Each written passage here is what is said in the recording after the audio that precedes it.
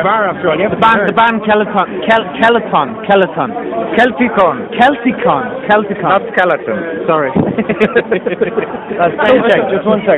Here we go. Yeah. So why? Where did you get the inspiration for starting a band? A Swiss punk Celtic rock band. It's a bit. Well, actually, we had a kind of blues rock band first.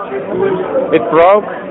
And then I met the half Scottish, half English guy, Ian Duncan, so I founded the band with him. Okay. At first we only played acoustic guitar and pipes. Okay. And so after some months, Reno, the basser, joined us, and we got our first fiddle player and drummer. And okay. You haven't been going too long. You've only been since 2012, I think. Yes, right. So what's the feedback so far?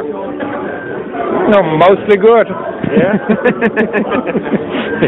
So I see. Like you've even been to Czech Republic. I mean, you're even doing touring outside of Switzerland. Yes, that was pretty nice. I love Czech Republic since many years. Okay. I go there regularly, twice or 3 times a year. Okay. I've got a lot of friends there. I know a punk band over there, so we organized a little tour last year, and we will go there again this year. Okay. Also, we can play at a nice festival, and great. So what about 2015? Any different venues? Perhaps maybe London or even Ireland, maybe? You mean maybe more 16? I wouldn't mind. Well, St. Patrick's Day in Dublin. Would be great. So what was the kind of the first Celtic punk album you listened to? I mean, were you into the Pogues or the Dubliners or? Yes, even Stiff Little Fingers, maybe, or for me, it was definitely the Pogues in the 80s somewhere. Okay. Yeah. So why the Pogues? I don't know. I mean, you're living in Switzerland, crying out loud. Because the Pogues are famous all around the world, and even an idiot like me realized this band exists. Oh, okay, great. So I mean, what was the very first song that you learned for your band? Like, what was the first number? It was Lark in the Morning. Lark in the Morning. So why'd you choose that song? Because actually Ian came. It's also a pipe tune. So he came with the pipe tune, and I found out there is also a real song from the Johnsons, if I remember well. Okay, yeah. From the 60s. So we catched up. Okay. This. So, who's the creative person behind the bar, behind the band? Sorry? Who's the creative force behind the bar? The band, I mean. Who's the creative? When you're not drinking, and you're trying to come up with music. Who is the person who's driving that? Well, it's actually me, because I arranged and wrote most of the songs, and I'm doing the bookings for the band. So where do you get the inspiration from? Do you have a few pints of Guinness and? Maybe. Oh yeah, I have to ask about your last album. Jesus Christ, what was it called? Eigenbeit of Invit. What the hell is that? It's inspired by a book of James Joyce. Okay. Ulysses. Okay, from Ulysses. Okay. And it's about a woman with a real hard feel for Catholic guilt. Okay.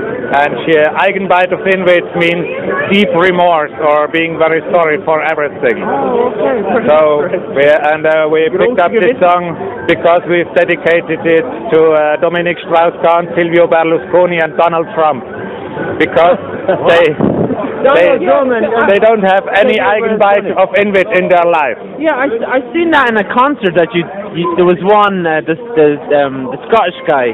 What was his name? Ian. Yeah, he mentioned Berlusconi and Donald Trump in a concert, and I didn't get the connection. I didn't see. I don't know what it was. Well, that's the reason why.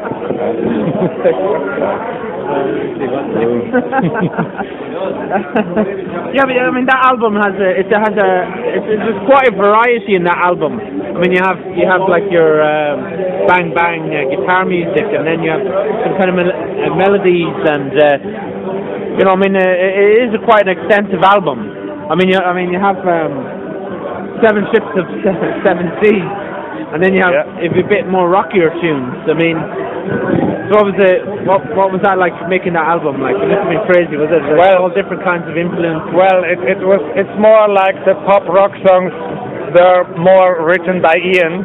Actually, I like this music too, but I tried to give something else in it, and as I like punk music anyway, I was composing the faster and harder tunes. Well, it got a very good feedback from all the punk websites. I'm sure you've seen.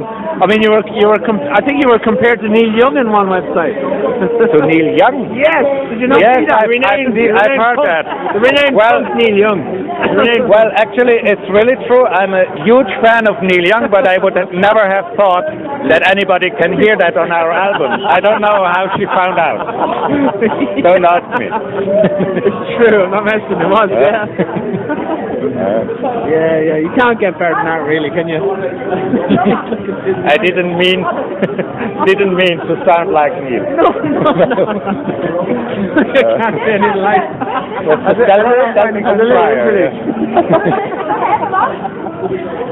Sorry. Have you any? I think I know this answer anyway. But do you have any die-hard fans that follow you around all the time when you're traveling around Switzerland? Actually, only one, Alex. Yes, I know. Are you serious? We need to get. We already met him. Alex has to come up in the picture. We have other fans coming regularly, but Alex is with us for nearly every concert. Hey, Alex, have you ever had underwear thrown at you? Have you ever had underwear? Not Alex's. I hope not Alex's. Hi. Ik kan mal even praten, weil du bist so was so oder? Da können wir nicht kurz warten. Es ist gerade vorbei, da komme ich auch mit. Okay. Have you ever had underwear thrown at you He doesn't wear underwear. Well, no, not Alex's. We're hoping it's not Alex's. But have you ever had any article of underwear thrown at you in a gig? Sorry? Have you ever had any article of underwear? Female now, we're talking female. Underwear, you know, like a bra or knickers. No, not yet. As far as I remember. Not yet. Nice. We'll try to change it. Hey, Alex, if we can do anything about this, we'll try to change it. Hey, Alex is the #1 fan over here. Alex, what's so special about this band? Tell me. #1 fan, come on. Well, they're a good band. They play some great music. They're great guys. And, well, they're very friendly. They bring me to the concert and bring me back. What about the lead singer? The lead singer? I heard he's a bit moody. Sometimes. If he's in a bad mood, you shouldn't talk to him. You know, that's what the guys say. As they say in the band, in the good days, they call him Olaf. On the bad day, they call him Ass. I was saying to Olaf, he was compared to Neil Young. Would you agree with that? Well, Neil Young is not as good. Well, that's why he's the #1 fan. Okay, you should ask Neil. And a bit old. We have Neil Young here. But Neil Young got my underwear. And do you promise now never to throw your underwear at the lads? Because I mean, I'm not sure. You promise never to throw your underwear at the lads. I won't. I need mine. Olaf, what was the craziest experience on stage? Was there any what was the craziest thing that happened to you on stage? Apart from this guy here and his underwear. What was the craziest thing that ever happened on stage? By the way, make something up if nothing good. You're a fucking rock star. Come on. Just don't know. Make something up. Mute fans, maybe. Hey! All right, okay. Not counting Alex. Wasn't me. Wasn't me. Are they female? It's female nude pants. Nude female pants. No, male. Unfortunately, male.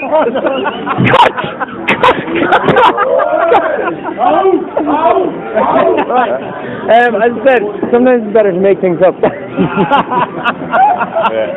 I mean, all the big guys do this. They all make shit up. Hey, Alex, you know, because we're in Switzerland and the foreign audience think that, like, if you're not working in Switzerland, everybody's a banker. So what do you do when you're not playing, when you're not gigging? Well, sometimes I work on a farm. Oh, okay. Or I clean school houses with him. Okay, so you're not a Swiss banker then? Come on. I did a commercial apprenticeship, but I gave it up. I don't like it. In what area? In what area? Yeah. In the Zurich Highlands. Wow. No, in the Zurich Highlands. What? As like as a forester? Zurich Oberland. Yeah. Oberland. As like a forest. Oberland is actually the Highlands of Zurich. So I mean, your interest in that area was the kind of the whole area of looking after the nature of Switzerland, right? Yeah, that's good. But it wasn't for you. It wasn't for you. Okay, man, just a few quick questions then. Okay. I mean, like, it's, we're drinking beer all the time. So, what's the best beer in Switzerland? Well, there's a lot of interesting beers. At the moment, I like Hopfab very much. Where's that It's a beer brewed in Winterthur. Oh, okay. Hop. Say it again. It's a nice, smooth draft beer. What's it called again? Is that near Hop. no? It's a translation of Hadlet. Oh, okay. Hairless. Okay. Yeah. And what's your favorite Irish beer? Well, Smithwick's. Hey, I made Smithwick. Yeah. I did. I worked in Guinness. I made Smithwick. Honestly. So what's the best pub in the world? The best pub? The best pub in the world you've been to? Well, I was in. I guess the best pub I was in Edinburgh, but I've forgotten its name. Well, that's good. Yeah. I got to tell you my answer. The best pub in the world is the pub that I'm in right now. That's always the best pub in the world. Maybe the Irish pub Butchie's. Yeah. The pub that you're in right now. That's the answer. Okay. So if you had to choose Scotland, Ireland, or Switzerland, what's your choice? Well, I don't know Ireland. Really? Wow. Why? Unfortunately not. I've never been there. You've never been? Are you No. not come? That's the shock of the Never night. been to Ireland. Headline. It's a headline. That's the scandal. That's the big scandal now. Yeah. Jesus. But they're calling it. I could imagine I would choose Dublin. They're calling this place the Irish pub, presumably because of you. And yes. But I guess I will find a way there soon with Alex. 2015. I mean, there was a question. Might be. There was a question I saw on his list. And what's the thing you're most ashamed of in your life? Well, we know already. Well, that's already done. Already. Good. Never been there.